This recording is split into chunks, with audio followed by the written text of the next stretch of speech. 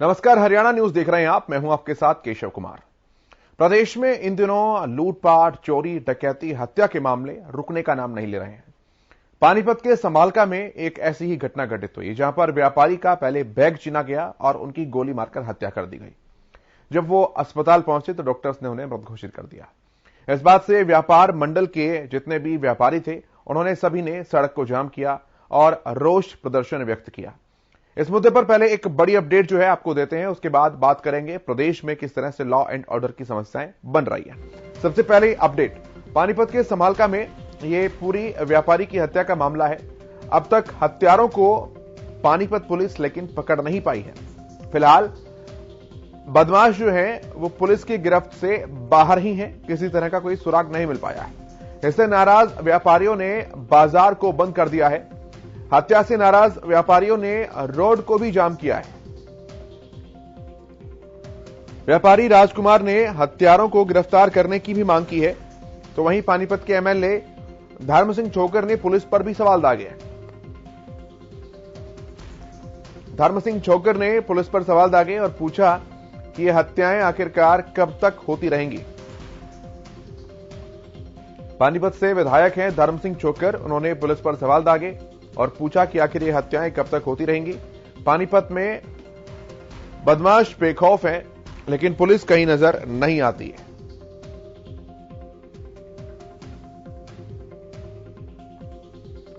तो आपको बताएं, लगातार लॉ एंड ऑर्डर की समस्या जो है वो खड़ी हो रही है और हर एक जिले से कहीं ना कहीं इस तरह की वारदातें सामने आती हैं। पुलिस को जो कड़ा रुख अपनाना चाहिए, उसकी कमी हमेशा दिखाई देती है और इसी वजह से बदमाशों के हौसले जो हैं वो बुलंद नजर आते हैं। जब भी ऐसी कोई घटना घटती है, सवाल यही होता है कि आखिरकार गिरफ्तारी कब होगी, लेकिन सबसे बड़ा सवाल तो यह है कि घटनाएं कैसे रुकेंगी।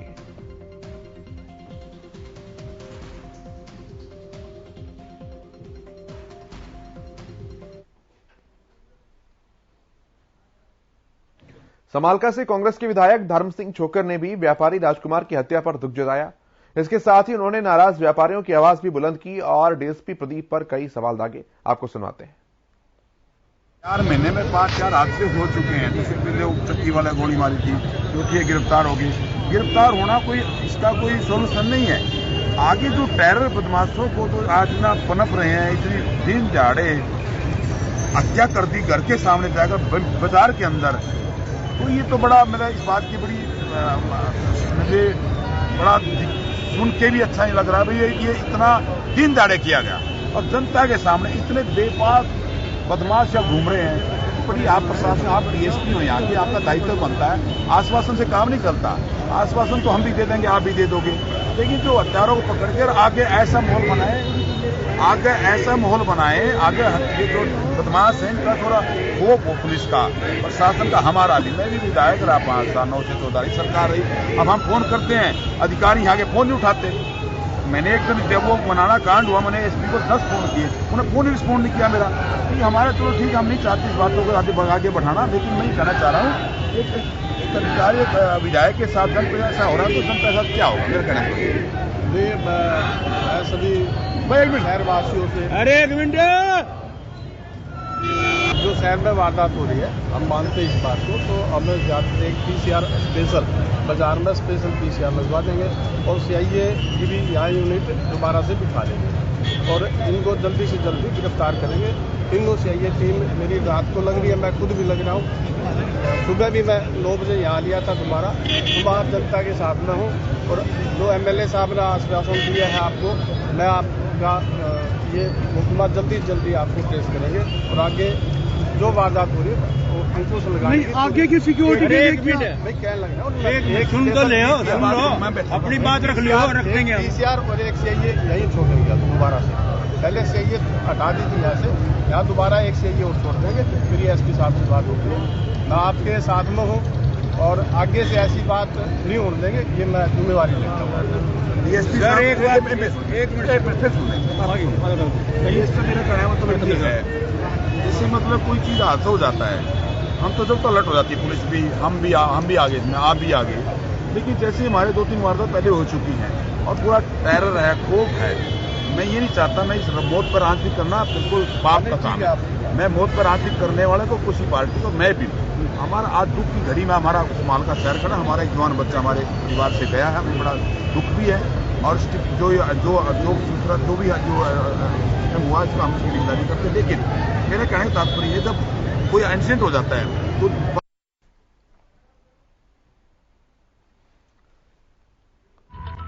क्या बदमाशों को पानीपत पुलिस का खौफ नहीं है? ये बड़ा सवाल है। व्यापारी की हत्यारों को आखिरकार पुलिस कब पकड़ेगी?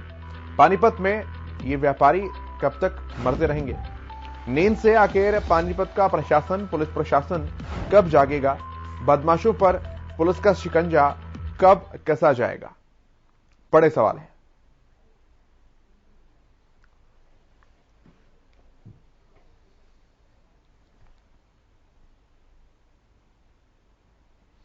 और इस मामले पर सबसे पहले अपडेट्स लेते हैं। हमारे संवाददाता जितेंद्र हमारे साथ जुड़े हैं।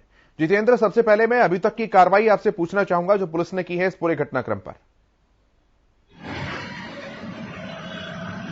देखिए, सबसे बड़ी बात यह है केशव के जिस तरीके से समालका में शाम जो है व्यापारी जो था, ये जो थे घी तेल के व्यापारी थे राजकुमार, और उनको जो है छीना जब्ती के बारे में ही पुलिस का यही कहना था कि कुछ छीना जब्ती हुई थी जिसमें पैसों का अभी तक पता नहीं लग पाया कि बदमाश जो है इनसे कितने पैसे छीन के ले गए हैं, लेकिन इनको गोली मार दी गई थी, जिसके बाद पानीपत के प्राइवेट हॉस्पिटल में इनको लेकर आया गया, जहां पर इनको डॉक्टरों ने मृत घोषित कर दिया। फिलहाल इसी को देखते हुए मैं आपको ये भी बता दूं, पिछले 4-5 महीने के अंदर 4-5 बड़ी वारदात समालका में हो चुकी है, जिसको लेकर आज कांग्रेसी विधायक धर्म सिंह चौकर और डीएसपी के साथ आम पब्लिक के बीच में गहमा गहमी भी नजर आई। शुरुआत क्यों नहीं क्राइम को रोकने के लिए ये पुलिस पहले से ही कदम उठाती, जबकि आज लोगों ने, वहां के व्यापारियों ने पूरे समालके को बंद रखा। इतना ही नहीं, उन्होंने NH-44 को भी जाम किया और डीएसपी के आश्वासन के बाद ही उसको खुलवाया गया। वहीं दूसरी तरफ उनके शव का, राजकुमार के शव का पोस्टमार्टम करा, शव परिजनों को सौंप दिया गया है, जिनका कुछ देर बाद ही जो है दाह संस्कार होगा। लेकिन फिलहाल जो है समालका के अंदर दहशत है। लोगों का यही कहना है कि क्यों नहीं इन वारदातों पर पुलिस अंकुश लगाती है। बाद में लिपापोती के लिए सब आ जाते हैं, लेकिन बार बार मनाना की घटना को लेकर भी विधायक ने कहा था कि मैंने बार बार पुलिस प्रशासनों को फोन किया, लेकिन मेरी नहीं सुनी गई। तो आप अंदाजा लगा लीजिए कि किस कदर जो है लोगों में उनके पुलिस के प्रति रोष है। जी बिल्कुल। ऐसी भी जानकारियां आ रही हैं कि आप जो व्यापारी मंडल हैं वो विरोध प्रदर्शन कर रहे हैं, सड़क को भी जाम अभी तक उन्होंने किया हुआ है। देखिए, जाम उन्होंने सुबह ही लगा दिया था। पूरा समालका जो है उपमंडल पड़ता है पानीपत और समाल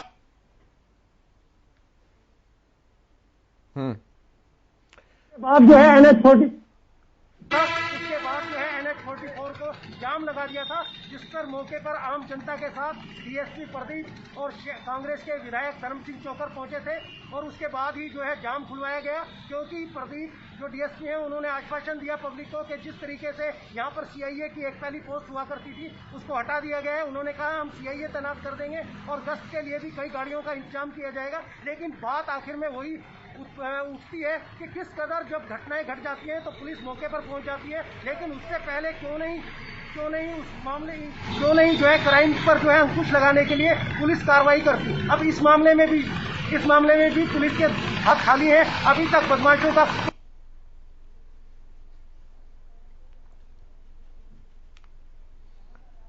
ठीक है जितेंद्र, मैं वापस लौट कर आऊंगा आपके पास।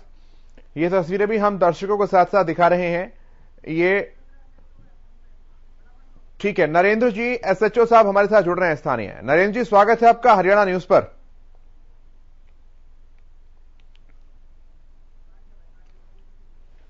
चलिए, फोन लाइन डिस्कनेक्ट हो गई है, एक बार फिर से उनसे जुड़ने की हम कोशिश करेंगे। जितेंद्र, क्या कुछ कहना है पुलिस प्रशासन का, पुलिस विभाग का?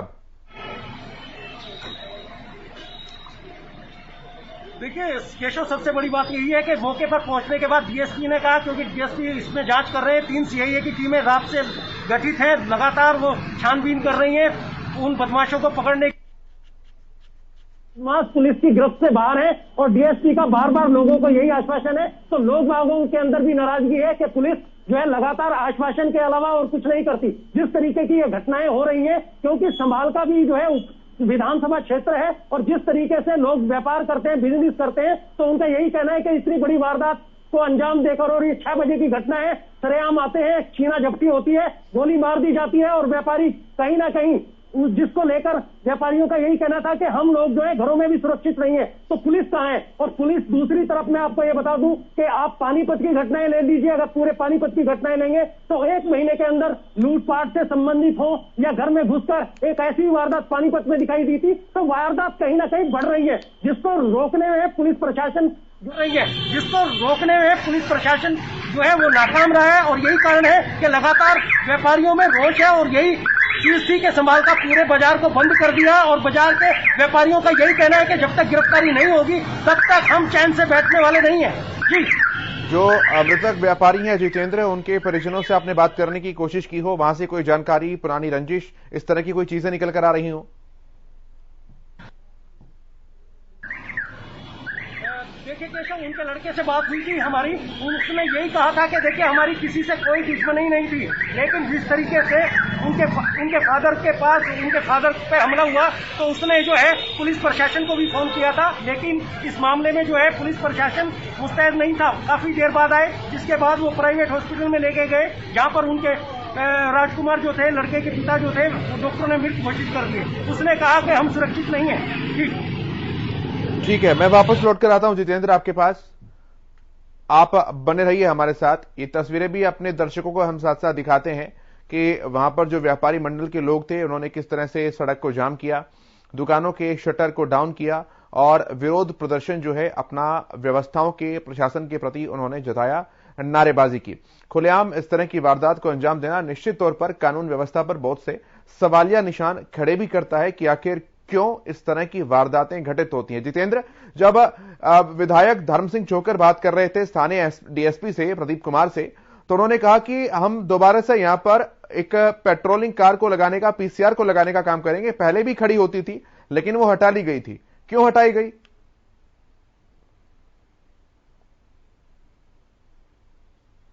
चौकी होती थी, बाकायदा एक सीआईए का स्टाफ रहता था संभालका में, जिसको पानीपत के एसपी शशांक कुमार सावन के आदेश के बाद वहां से हटा दिया गया।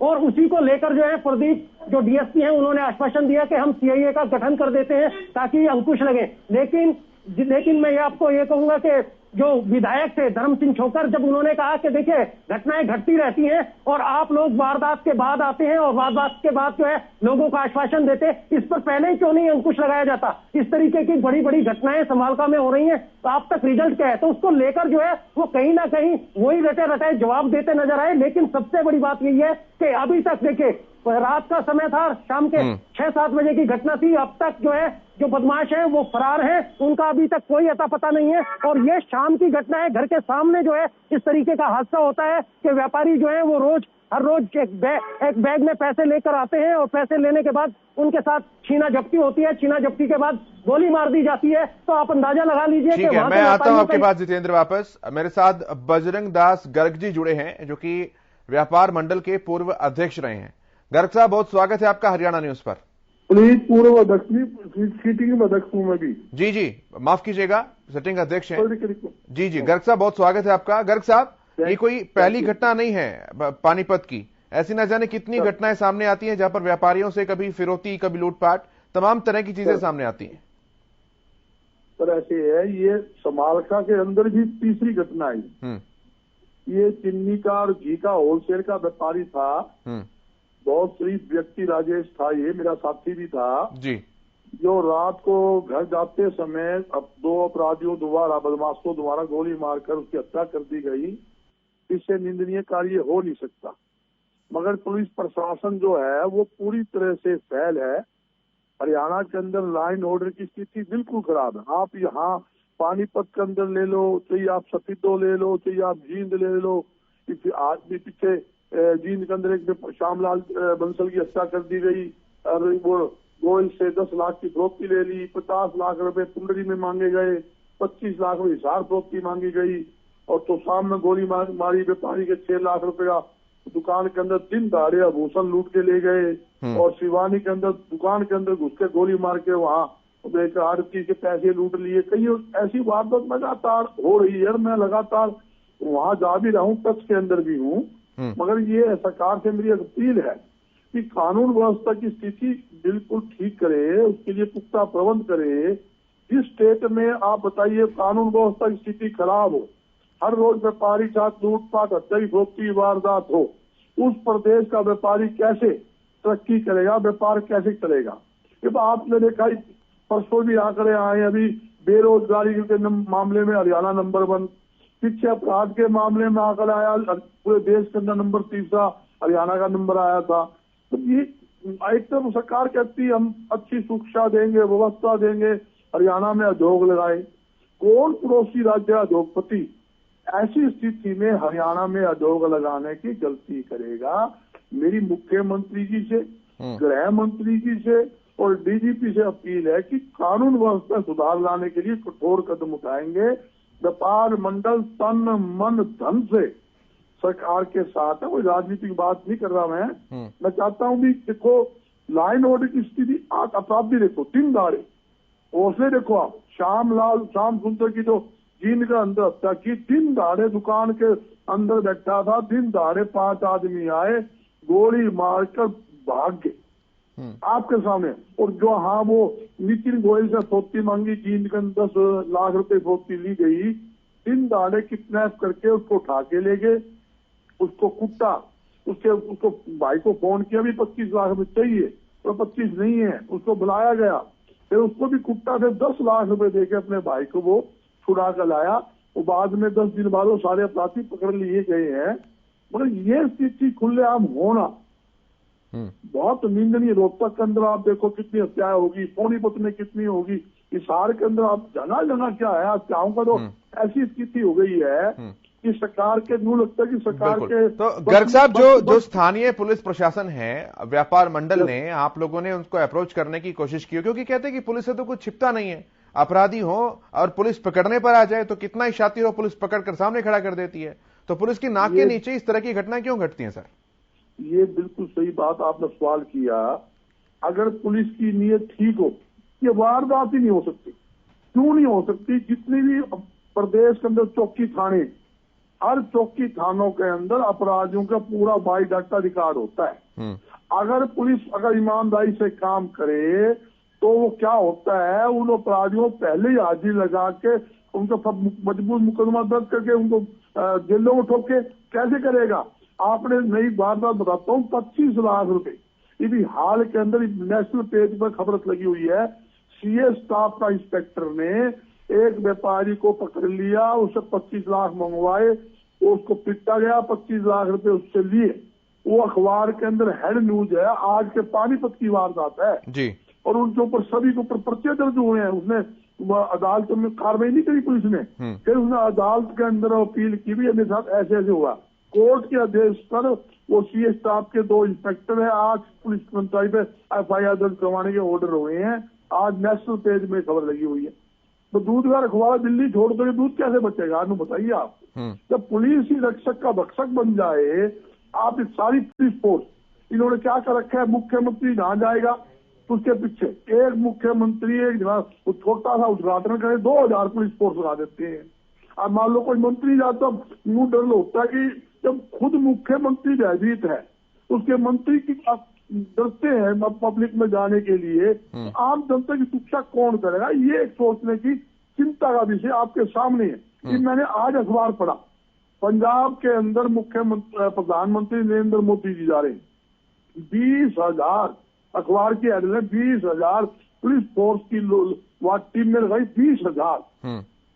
तो इसका मतलब ये अभी सारी फोर्स तो आप सरकार की जो चेते हैं, सरकार उसके पीछे लगी जाएगी। जब कोई भी मंत्री का कार्यक्रम होता है या मुख्यमंत्री कार्यक्रम होता है, जहां जिस जिले में मुख्यमंत्री कार्यक्रम होता है, 5 जिले की फोर्स उस मुख्यमंत्री की सुरक्षा में 5 जिले की फोर्स लग जाती है। तो बस थाने में कौन पाएगा? तो पुलिस अलग सकती। एक तो स्टाफ कम है, आप रिकॉर्ड निकाल लो, जो 9 महीने का जो इनकी पुलिस की इंस्पेक्टर है, सब इंस्पेक्टर है, जवान है, उनकी जो पोस्टिंग के अंदर 50% तो कर्मचारी ऑलरेडी कम है इनके पास। और उसके बाद फिर ये सारे लगा देते, सारी अमला सरकारी अमला जमला उनके लगा देते हैं। एक आदमी जाता है, एक पीसीआर आगे लगती है, एक पीछे लगती है, जहाँ आगे जाएगा उस एक पीसीआर फ्लाई करने लग जाएगी, जहाँ फंक्शन होगा वहां सैकड़ों पुलिस के जवान खड़े हो जाएंगे। बताओ आप, ये मैं हकीकत प्रैक्टिकल बात बता रहा हूँ। जी जी भाई मेरी उनसे अपील है, ये ताम जाम दिखाना छोड़े, जनता की सुरक्षा आप करोगे तो जनता आपके गीत गाएगी। जिसके साथ जनता होगी उसका कुछ नहीं बिगड़ता। जिसके साथ जनता है, जनता का आशीर्वाद है, उसके साथ परमात्मा का भी आशीर्वाद होता है। जिस देश के अंदर, जिस प्रदेश के अंदर मान लो जिसका नागरिक या आम जनता दुखी है, बिल्कुल, तो समझ लो वो सरकार भी मतलब सही ढंग से काम नहीं कर पाती। तो जनता नागरिक दुखी को निकाल देंगे, उसको जानती थी कहानी।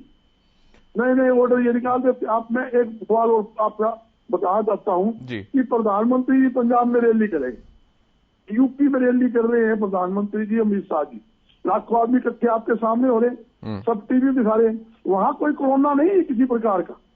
जब व्यापारी दुकान खोल लेगा तो वहां कोरोना है। ये दोगली पॉलिसी क्यों? तो सरकार एक कानून बनाए, कोई दिक्कत नहीं। जब कानून अपने ऊपर तो अमल करे, पहला अपने पर लागू करे फिर जनता पर लागू करे।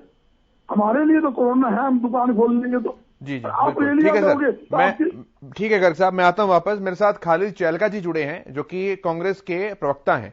खालिद जी स्वागत है आपका हरियाणा न्यूज पर।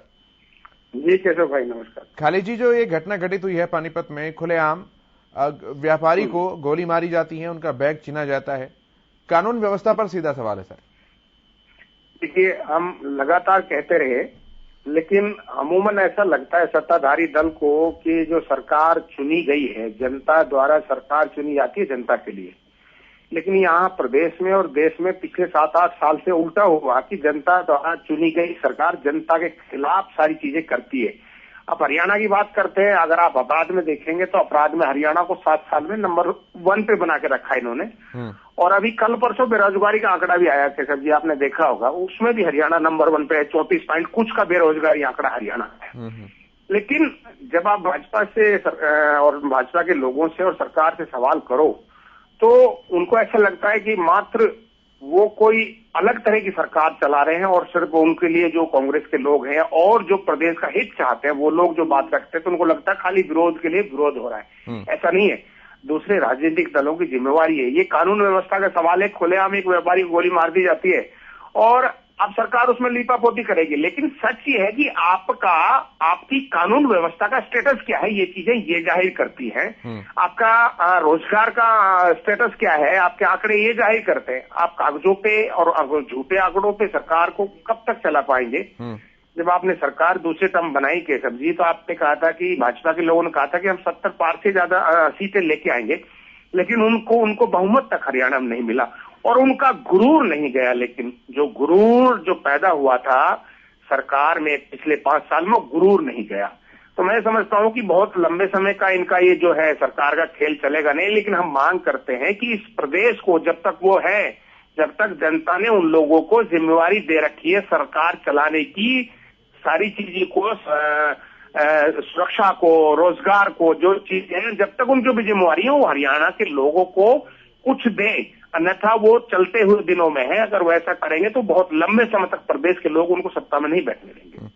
ठीक है खालिद जी, बहुत धन्यवाद आपका हमारे साथ जुड़ने के लिए। खालिद जी, गर्ग साहब आपका भी बहुत धन्यवाद इन तमाम बातचीत और जानकारी के लिए, हरियाणा न्यूज से जुड़ने के लिए। मेरे साथ इस कार्यक्रम में इतना ही, लेकिन हरियाणा न्यूज पर खबरों का सफर लगातार जारी है।